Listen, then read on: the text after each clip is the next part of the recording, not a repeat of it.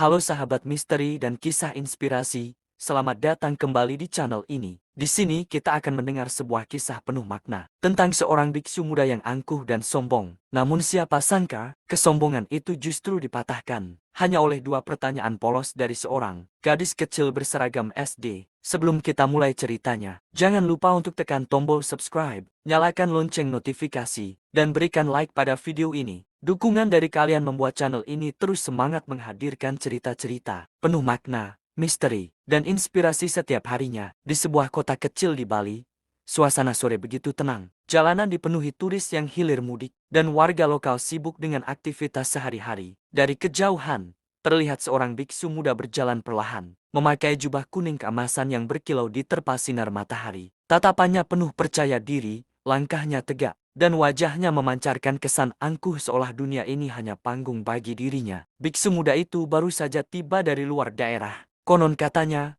ia terkenal pandai, berpidato dan selalu mampu membuat orang kagum dengan kata-katanya. Namun di balik tutur katanya yang indah, tersimpan sifat congkak merasa dirinya paling bijak, paling suci, dan tak pernah salah. Warga kota yang belum mengenalnya mulai berbisik-bisik kagum. Lihat, biksu itu tampak begitu berwibawa, ujar seorang bapak tua. Anak-anak kecil bahkan berlari mengikuti dari belakang, kagum dengan penampilan sang biksu. Namun dalam hati, biksu muda itu tersenyum sinis. Orang-orang ini begitu mudah terpesona. Mereka semua butuh aku sebagai penerang jalan hidup mereka, pikirnya dalam hati. Semakin meneguhkan kesombongan yang ia bawa. Hari itu, ia memutuskan untuk menetap sementara di kota Bali tersebut. Ia yakin, dalam waktu singkat namanya akan terkenal, dan semua orang akan menganggapnya sebagai sosok paling bijak di antara mereka. Tanpa ia sadari, kedatangannya bukan hanya akan membawa rasa kagum, tetapi juga menjadi awal dari pelajaran besar yang akan mengguncang harga dirinya. Sehari setelah kedatangannya,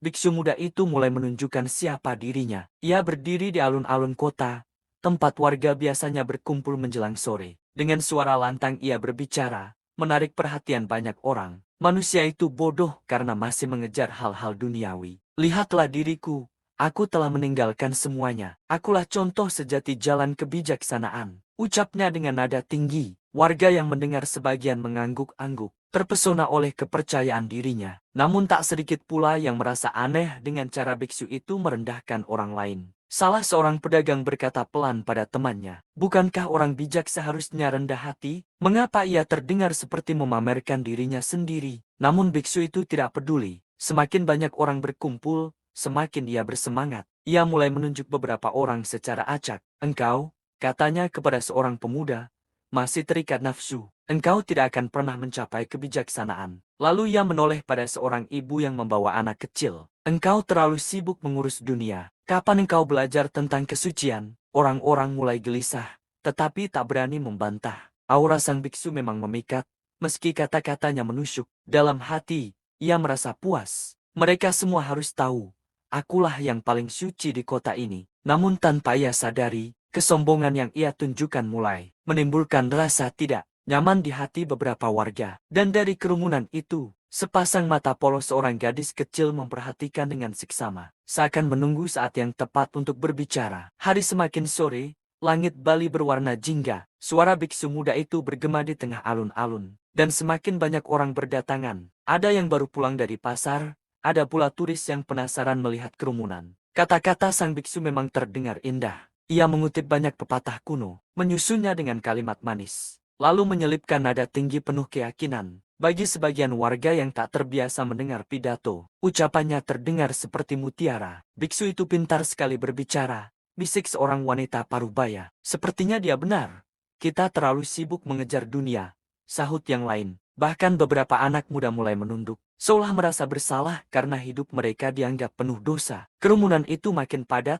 Mereka menatap sang biksu muda dengan kagum. Biksu itu berdiri semakin tegap, senyumnya melebar, matanya menyapu orang-orang yang terpaku padanya. "Lihatlah mereka, semua percaya padaku. Inilah tanda kebijaksanaan sejati." Batinnya penuh kesombongan. Namun di balik sorot mata kagum itu, ada pula tatapan lain, tatapan bingung, ragu, bahkan sinis. Beberapa orang mulai merasa bahwa kata-kata sang biksu tidak sepenuhnya murni. Mereka merasakan aroma kesombongan yang diselipkan dalam kalimat-kalimat bijaknya. Dan di sudut kerumunan, Seorang gadis kecil berseragam putih merah berdiri memeluk buku tulisnya. Ia tidak kagum, tidak pula takut. Ia hanya menatap lurus ke arah biksu muda itu, seperti sedang menunggu giliran untuk berbicara. Kerumunan semakin padat, suara biksu muda itu makin lantang. Ia berdiri di atas sebuah batu besar, seakan panggung itu miliknya seorang. Orang-orang menatap penuh kagum, meski ada yang mulai ragu di dalam hati. Tiba-tiba, dari celah kerumunan,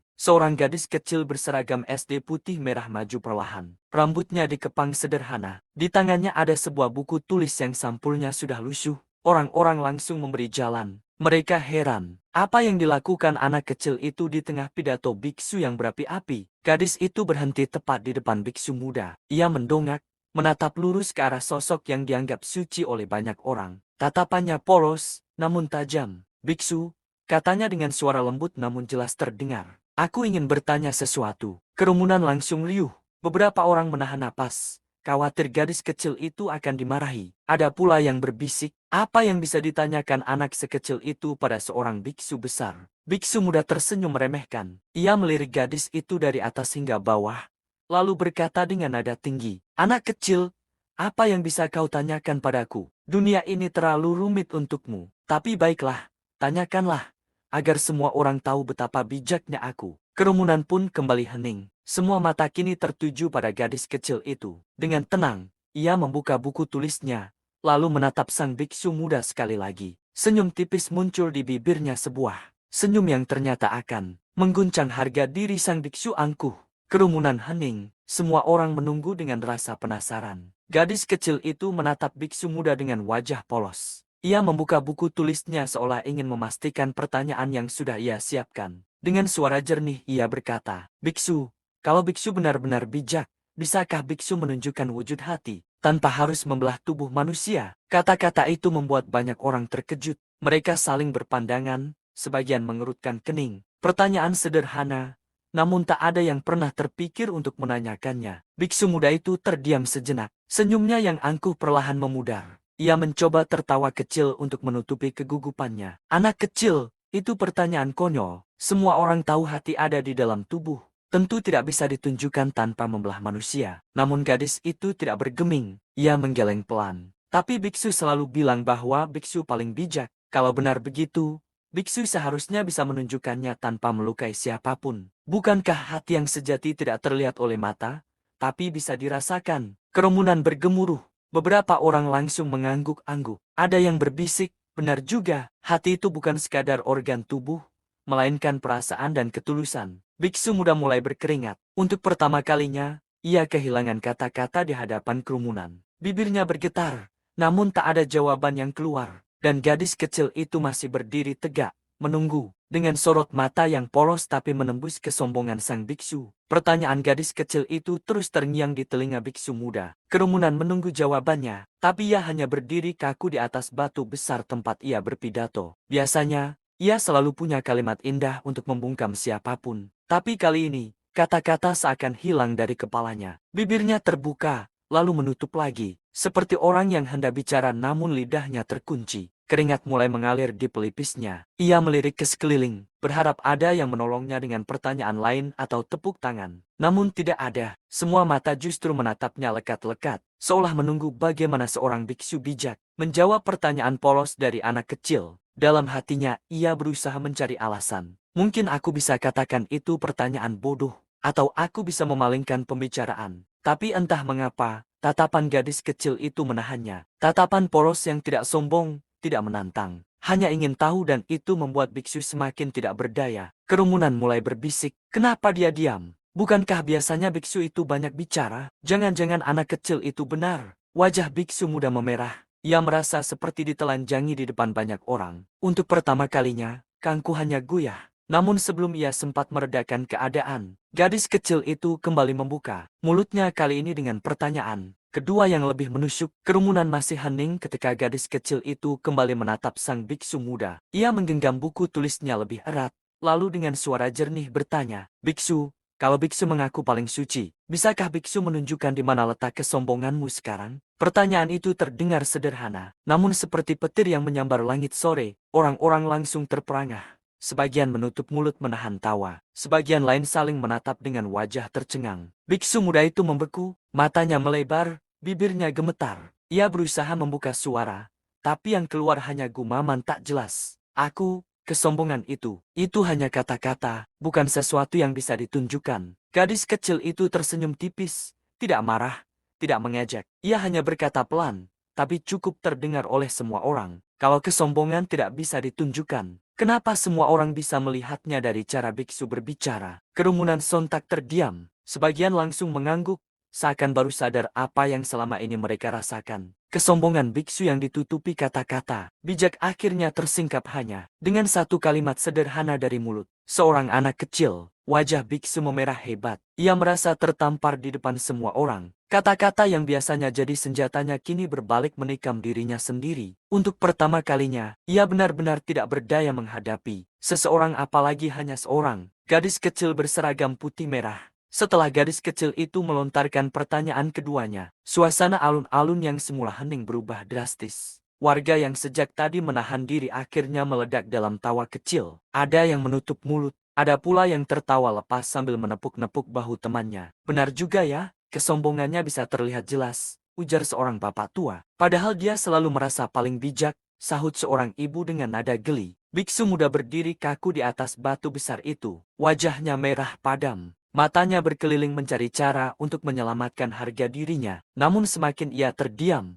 semakin keras tawa warga yang mendengarnya. Kerumunan yang tadinya terpesona oleh kata-katanya kini melihatnya dengan pandangan berbeda. Bukan lagi sebagai sosok suci yang tak tersentuh, melainkan sebagai manusia biasa yang penuh dengan kelemahan. Biksu mencoba bicara, suaranya bergetar. Anak kecil, kau terlalu lancang. Ini bukan tempatmu untuk menguji. Namun sebelum kalimat itu selesai, gadis kecil itu menunduk sopan dan berkata, saya hanya bertanya, biksu. Kalau biksu tidak bisa menjawab, mungkin biksu bisa belajar. Bahkan dari anak kecil, kata-kata itu menusuk lebih dalam daripada tawa orang banyak. Biksu muda merasa malu luar biasa, seolah tanah di bawah kakinya lenyap. Semua kesombongan yang ia bangun selama ini runtuh hanya dalam sekejap. Kerumunan tidak lagi menatapnya dengan kagum, melainkan dengan tatapan heran dan iba. Dan bagi biksu muda, momen itu adalah cambuk yang tak akan pernah ia lupakan seumur hidupnya. Matahari mulai tenggelam di ufuk barat, langit Bali berubah jingga keemasan. Kerumunan perlahan bubar, sebagian masih membicarakan kejadian barusan. Nama biksu muda yang tadinya dielu-elukan kini justru menjadi bahan perbincangan penuh sindiran. Biksu muda duduk di bawah pohon dekat alun-alun. Jubahnya yang biasanya ia banggakan kini terasa berat,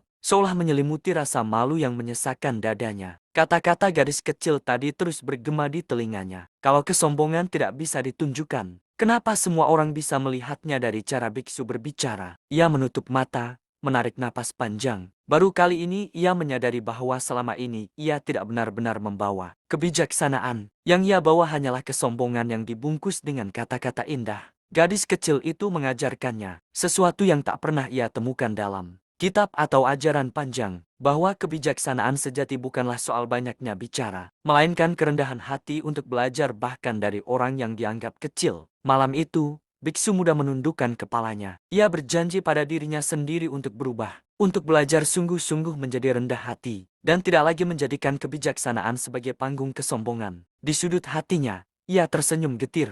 Betapa ironisnya, seorang biksu yang dianggap suci justru mendapat pelajaran paling berharga dari seorang gadis kecil berseragam SD, dengan dua pertanyaan sederhana yang membuatnya terdiam. Dan sejak hari itu, biksu muda itu tidak pernah lagi berjalan dengan dada membusung. Ia mulai belajar menundukkan kepala sebagai tanda bahwa ia bukanlah yang paling bijak, melainkan hanya seorang manusia yang masih perlu belajar.